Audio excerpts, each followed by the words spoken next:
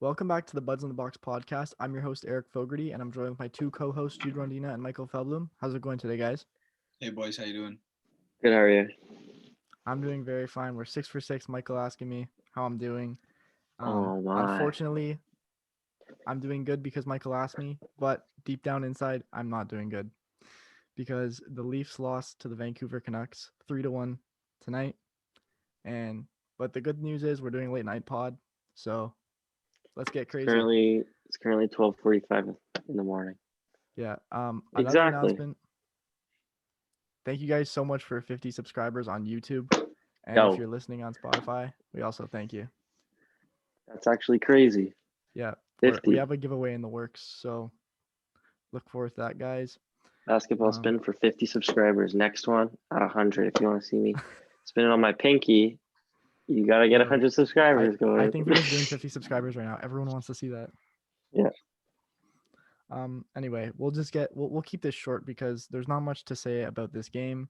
The Leafs played bad, and we'll just have to go out there and get them on Saturday night. Anyway, let's just get straight into the game.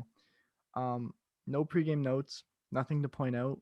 Was just a normal game. The only thing is, Hutchinson starting. yeah, Hutchinson starting, Leafs playing a back to back.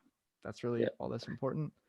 And it's known that it's shown that the Leafs were playing a back to back as Jake Virtanen scores 3 minutes into the game off of. I mean, it was a pretty good play, but Was that 3 minutes but in? yeah, 3 minutes, Didn't seem 2:59. like it. It was No, such a not slow yet. game. Mm-hmm. Yeah, Such a slow game. yeah. And I just wrote down Toronto caught sitting back, maybe tired. I put a question mark there. I mean, I'm guessing It from the way the seemed Leafs, yeah, it seemed like everyone was kind of lethargic all game. Like Mm-hmm. no one had a hop in their step. Usually, at least one guy stands out. I think Tavares actually stood out a little bit more than anyone else on the ice today. But other than him, like for the Leafs, I mean, um, Mm-hmm. other than him, like everyone looked tired. Even Hyman, who's usually always got a hop in his step, uh, everyone looked pretty Yeah. tired today. yeah. It's Um, tough on a back to back and traveling. Mm-hmm. They traveled from Edmonton to Vancouver last night, right? So that's tough. yeah, exactly. I mean, there's nothing really that the Leafs can do in that situation. They actually did a good job resting the top two lines last night, or sorry, the previous night against the Oilers, and I thought that was really gonna help, but it didn't really look like Matthews, Marner, and Thornton were really producing anything out there. No, it didn't look like they were clicking very well, honestly. Thornton definitely is too old to play back to backs while traveling. That's just not something he can do. Honestly, that's not his fault. It's just he's old Yeah, and he's, no, it's hard for the most in shape person to play a back to back like that.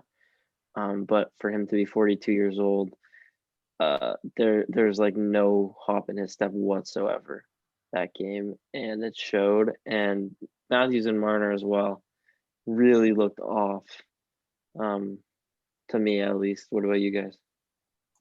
Yeah. I mean, passes weren't hitting tape.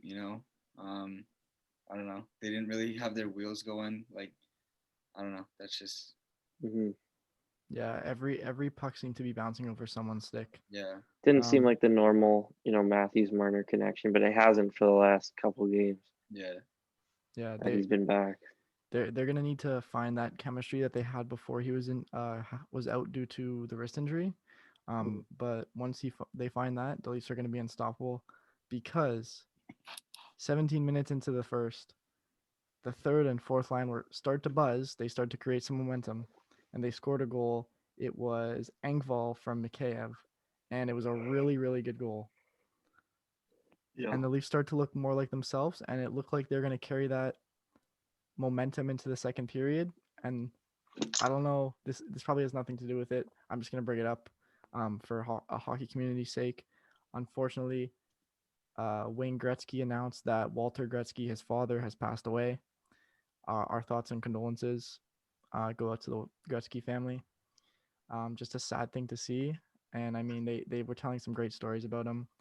And yeah, the father of hockey dads, Yeah. or whatever. I I remember forget meeting what him. It was it was. crazy. It was Yeah. awesome. Signed mini stick. Did you meet him? Yeah, he signed my mini stick, and I broke it. Where'd you meet him? Brantford. Tournament? Mm, Yeah. he was in the bar. Yeah, with- they have that. There's like the Gretzky complex or whatever it is yeah, there. I've been there too. Long time ago, but I've been there. Mhm. So long. That was my first year of hockey that I met him. Yeah. Yeah. I And thought, yeah. who knows? Maybe the Leafs heard the news and they start to, play like they're depressed. But Nylander and Tavares, they weren't even looking bad. That duo there and Kerfoot too. I No. like that line. Yeah, They seem to be fine their A game and they just continue to improve. But we do have to give credit to Demko because he did Yeah, stand on his head tonight. I was about to say there to add on to what you just said there, Eric. Sorry, Felly. If I was interrupting you there. No. But I think, like as you said, they did not look bad. Nylander, Tavares, and Kerfoot, that whole line, they were kind of finding each other open there. And then Demko was just finding them and finding that puck wherever they were. One timers from top of the circle, one timers from literally inside of the crease, just everything. He was just right there. I don't even want to talk about that. The two on one with Kerfoot and Mikheyev, that was literally Hextall, that was Hasek, that was every single who's done a double pad stack and it's worked in the past 20 flipping years. I don't know. Yeah. That's just that's a little horseshoe there. Probably Brodeur. Yeah, probably. If we're actually thinking about that. Yeah. To add on to your point, so Demko made that double stack save, and as I was writing that down, the thing that I found there was Mikheyev. He Can't was one who purchase took a that. goal. Yeah. What? He can't purchase a goal. If he wanted Yeah. to purchase a goal right Right. now, he would not be able to go. He would have But insufficient funds. the thing that I noticed the most was so he missed that opportunity. The Canucks went the other way and scored. Right.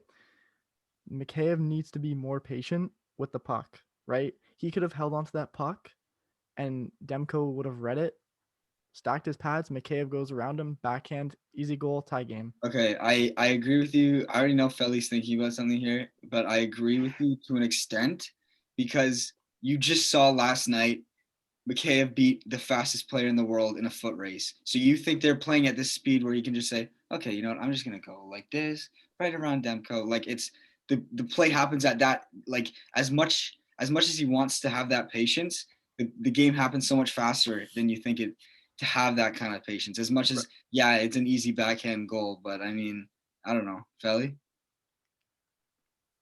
Yeah, I mean, I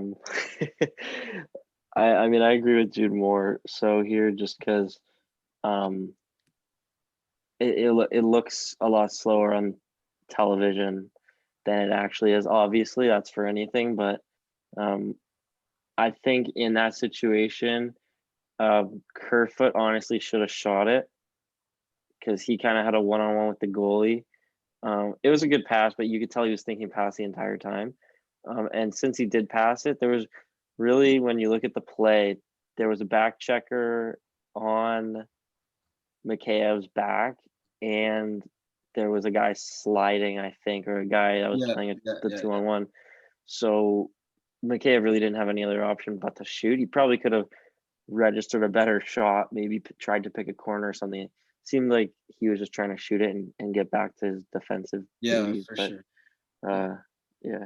But because the part where I agree with you, Eric, on is the part where I think back to the David Riddick game and that 2-on-1 with I think it was I don't know who it was. It was Mikheyev and it might have been Kerfoot, and he made that like shoulder save. You guys remember that on Mikheyev's one timer on that 2-on-1? Like that was an unreal stop, and that was a momentum change again in that game, just like this game clearly is. You said, Eric, but I think like as much as you want to blame Mikheyev, A, he's still young.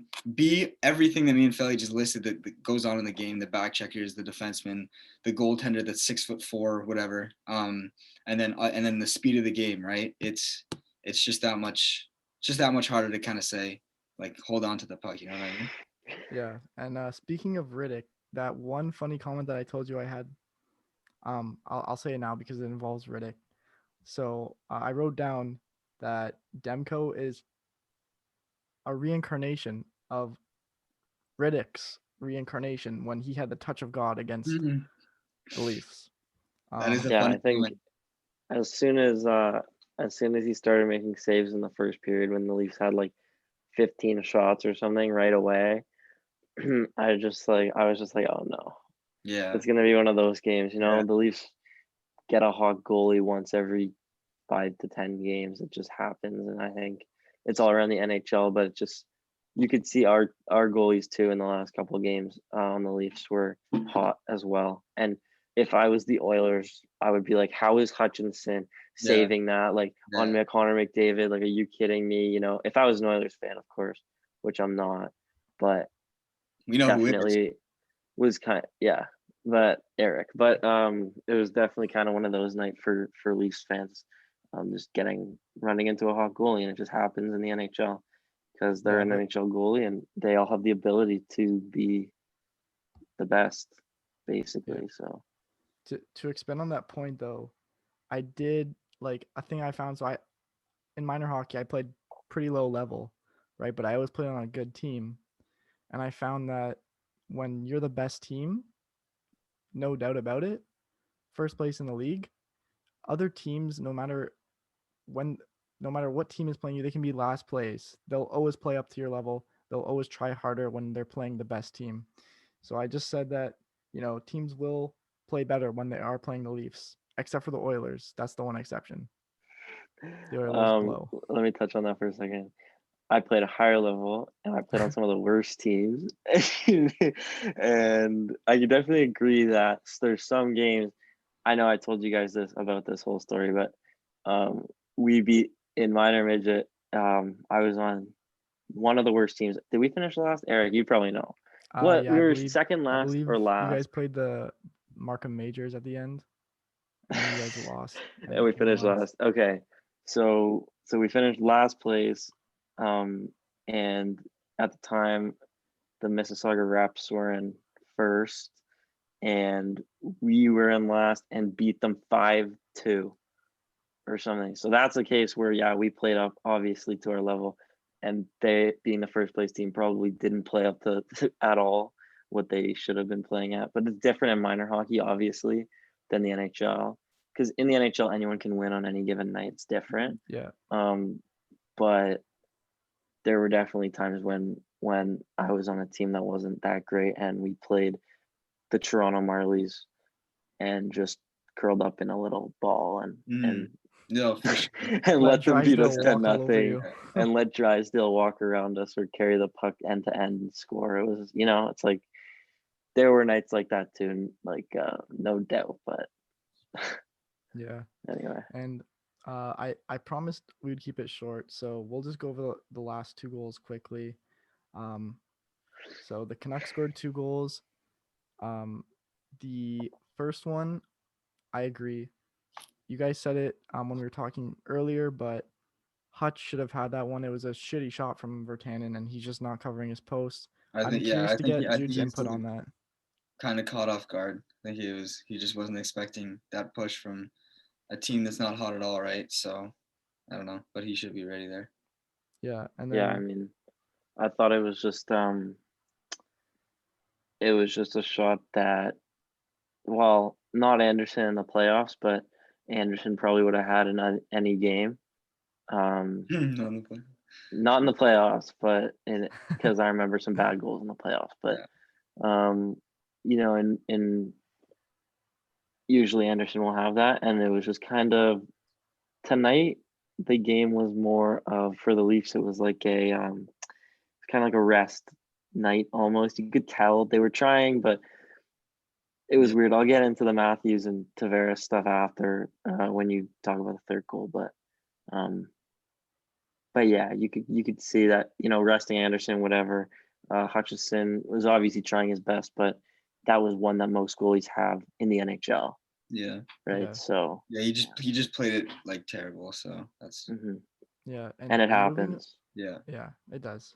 Moving along to the third goal, I will personally defend Michael Hutchinson here. I don't think you can get mad at him, and you can't blame him for this loss. I think I told you guys earlier, but the Leafs you can't you can't blame a goalie if you scored one goal in that game. You're not going to win a hockey game if you're only scoring one goal. And to be fair, Hutchinson should have had the second one. But the third one, I'm not going to blame him because Matthews did tip it and it took like a weird bounce. I don't know if you guys caught on to that, but I definitely did. And Yeah. Was that the Horvat one?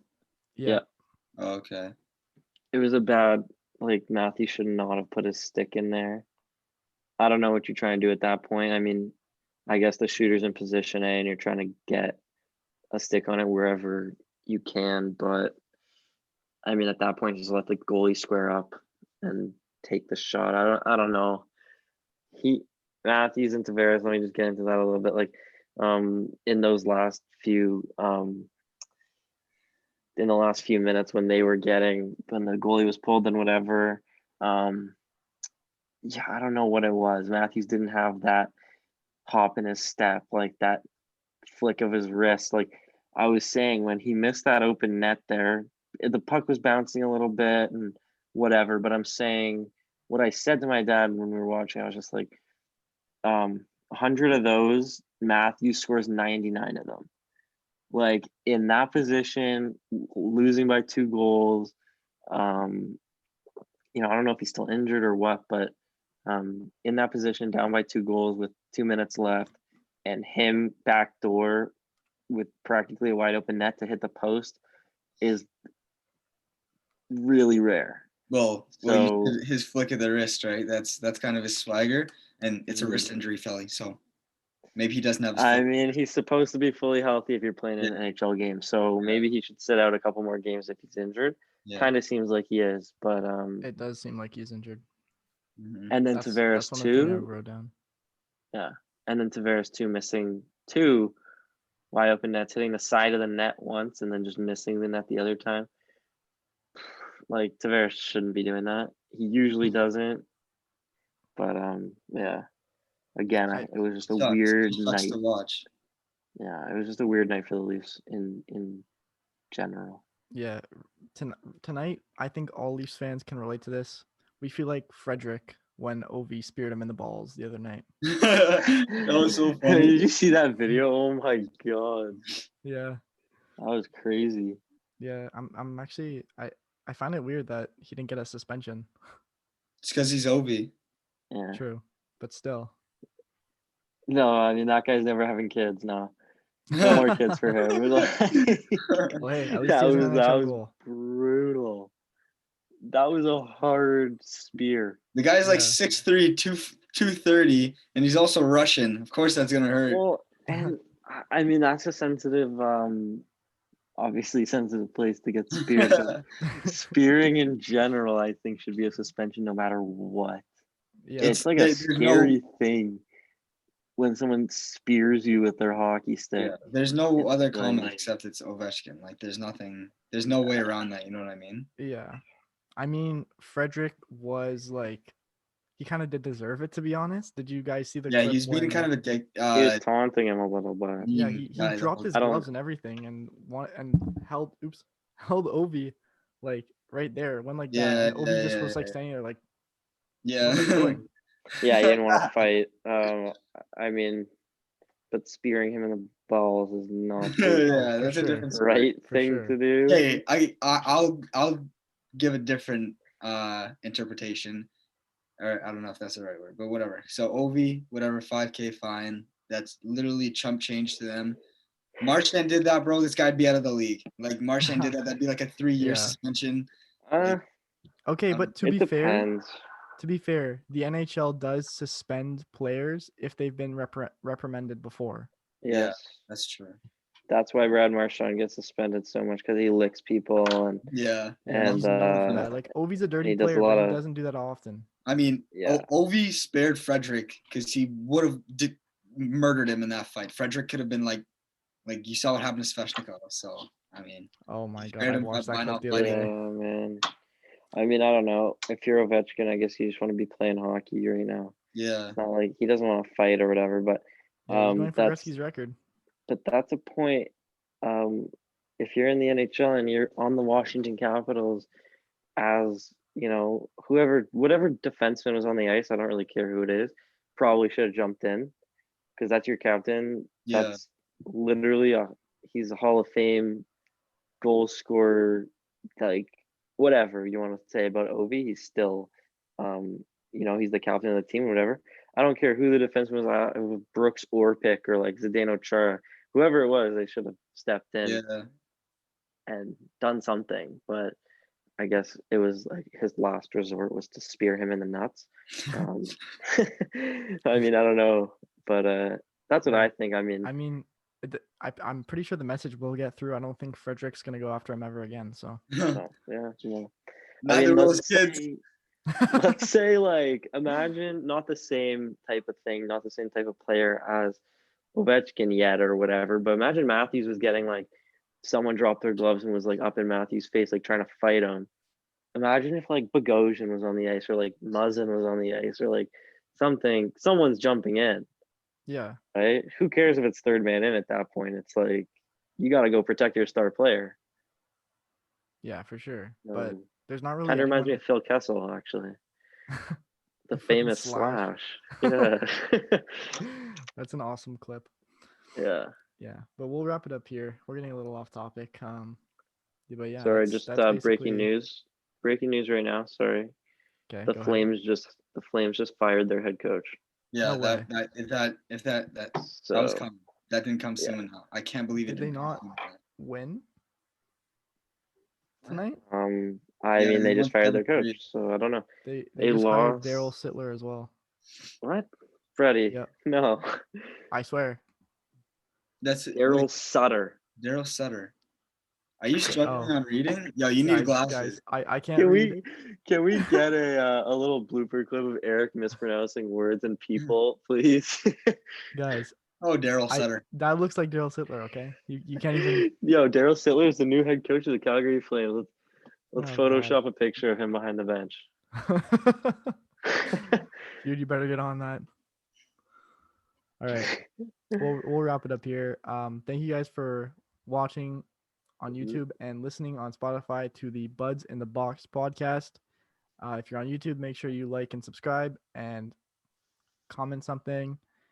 And if you're on Spotify, thank you for listening. We'll see you guys next time. Bye for now. Thanks for 50 subscribers. Yes, thank you.